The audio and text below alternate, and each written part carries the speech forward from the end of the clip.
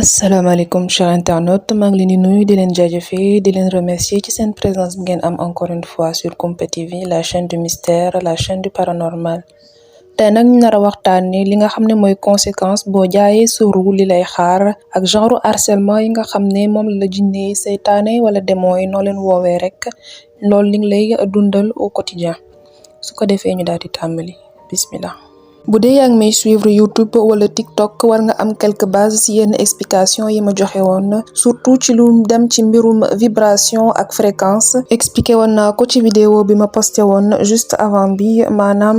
jaay sa ruu seytaane foofu nag ma def ci benn rappel bu ndaw maa ngi fay expliqué ne nit bu nekk dafa am vibration bu muy émettre en fonction vibration bi nga toll da ngay gën a jege sa borom bu dee da ngay def ci lu bon dox ci lu bon da ngay gën a jege seytaane ak mbirum yu bon yi lépp nag dafa am vibration ak fréquence bu muy émettre suuf si garab si xeer bi lépp loo xam ne yàlla sunu borom defar na ko dafa am vibration boo xam ne mu ngi koy émettre bu dee lu baax la vibration bi dafay kawe mën na la faj mën na la jàppale mën na la indil lu baax ci sa àdduna bu dee lu bon la mën na la indil ay problème ay feebar ay jàngoro yu metti wala nga gis ay entité yoo xam ne dalay jommal di la tiital di la sonal saa su ne ma jox leen benn exemple koo xam ne dafa passé pacte mu nekk benn chanteuse américaine internationale boo xam ne bu muy nekk xale la commencé way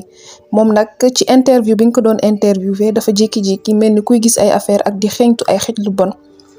ba mu jaaxal sax ki ko doon interviewé comme ni ngeen ko gisee ki koy interviewé ak équipe bi rek ñoo fa nekk mu mel ni nag koy gis lu kenn dul gis ak di xeeñtu ay xeet yoo xam ne moom rek moo ko mën xeeñtu ba commencé di jooy muy nag benn xeetu harcèlement boo xam ne ñoom jinne yi di la koy def moom mi Britney demoon na ba dof ba sax wat boppam tellement mbir yi daf ko ëppoon bopp da ngeen war a xam ne nag ñi nekk ci genre industrie yi li tax ñuy dem di utiliser drogue ak alcool la lu bëri c'est pour wàññi pression bi ak mën supporter li nga xam ne mooy jinne yeeg rab yeeg dëmm yeeg ñoom seen yëpp ñu nekk seen biir di leen harceler tout le temps lii moom benn doomu aadama mënu ko dundee bés bu nekk ngay gis ay mbir ak ay xeet yu bizarre ñu lay jommal di la sonal amul heure nag muy suba si muy guddi si muy heure bu mu mënti doon fu ñu la mënti fekk dinañ la ñëw harceler la sonal la ma wan leen yeneen cas yu mel ni ba fu ki nga xam ne mooy Britney bu mu daanoo ba pare buntu ubbeeku mel ni dafa am lu génn jóge foofu nga xam ne mooy néegam bi mu nekkoon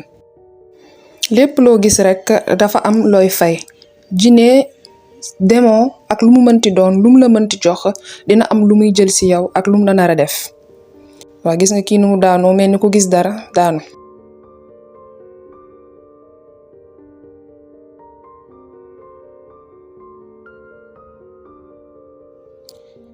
kii ñi ay reporter ju célèbre lañ donc di nga gis kenn ci ñoom dina def crise mais bizarrement ki mu àndal du réagir mel ni ko xam li xew lan la def semblant mel ni ko gisul dara ki jékki daal di toogaat mel ni dara musul xew ñi ci topp ay célébrité asiatique lañ moom tamit di nga gis day mel ni ku gis lu keneen gisul mu daal di def crise daanu comme ki ñu gisoon sànq kii nag ngeen ni gis nekk benn basketteur boo xam ne macha allah il est très connu boo leen gisee signe yu muy def 666 triangle illuminati bi mu ngi noonu mel ni kuy def benn espèce de rituel balaa muy commencer matcham mu ngi noonu mu ngi mel ni kuy wiccax donc 5 pacte yi du artistes yi rek même sportif yi tamit diñ ciy dox donc léegi ñoom nubbutootuñu sax li ñuy def yëpp diñ koy def en plein jour au vu de tout le monde ñëpp di ci teg seen bët parce que ñoom rusutuñ ci dara seen genre rituel yooyu nag rituel d'invocation la pour woo dara mu jàppale la kii par exemple dafa mel ni comme ku ñuy dóor te pourtant kenn nekkul à proximité mu ngi noonu donc booy liggéey ak genre entité yi nga xam ne nañ la jox gaal li nga soxla wante da nga war a comprendre ne fi nga lay joxee tamit dinañ jël si yow lu ëpp sax liñ la jox léegi nañ déglu interview bi nga xam ne benn prêtre dafa fekkee loo xam ne lu doy waar la koo xam ne dafa jaayoon ruum fi mu mujjee ak torox bi mu mujj toroxee femme bi da doon ñaan tout le temps yàlla naa nekk benn star yàlla naa célèbre mais booy ñaan yooyu de la même façon ange yaa ngi déglu maanaam malaaka yaa ngi déglu seytaane tamit daf lay déglu pare naa pour def n'importe quoi ngir nekk star nekk benn célébrité loolu la doon wax tout le temps guddi googu bu mu demee tëddi bu mu nelawee dafa gént benn góor gu rafetaay bu doy waar daat koy feeñu taatu neen kooku daat koy proposé mu jaay ko ruwam en échange mu daat koy jox lépp li nga xam ne moom bëgg na ko maanaam mu nekk célébrité mu daal di d'accord kooku daal di dagg benn ci benn baaraamu xale bu jigéen bi génne papier bés baaraamu ak deret bi ci papier bi daal di tàkk lakk ba jeex tàkk. Le problème c'est que bi mu yeewoo dafa foogoo ne dafa doon gént d'ailleurs sax bi mu yeewoo daal di xalaat ne loolu gént bi vraiment baaxul woon mais bu mu xoolee dafa gis ne benn ci baaraamam dafa daggoon. Donc contrat bi ak li mu gént lu am la du imagination. Semaine yi ci topp mu daal di obtenir ay contrat de musique ay maison de musique ay studio yépp di ko woo mu nekk star international. yi ci topp mu commencé di utiliser drogue ak seringue yi maanaam drogue yi nga xam ne danga koy piqûre ba far nag ci injection yi mu doon utiliser amoon seringue boo xam ne dafa takkoon deru sidéen mu daal di contracter sida. bi feebar bi avancé nag bu mu tëdd hôpital mu daal di woo yaayam daal koy nettali lépp li nga xam ne xew. yaayam d'origine philippine la te xam ngeen ñooñu dañoo gëm mbirum yàlla kooku daal di tiit ci saa si tëb daal di woo benn prêtre pour mu ñëw jàppale ko ci li xew. bi prêtre bi yegsee ñu daat koy nettali lépp li mu demee maanaam ci signature contrat bi ak deretam bi mu teg ci kaw feuille bi ak lépp li ci topp contrat bi ak ni nga ko validé prêtre bi daal ne leen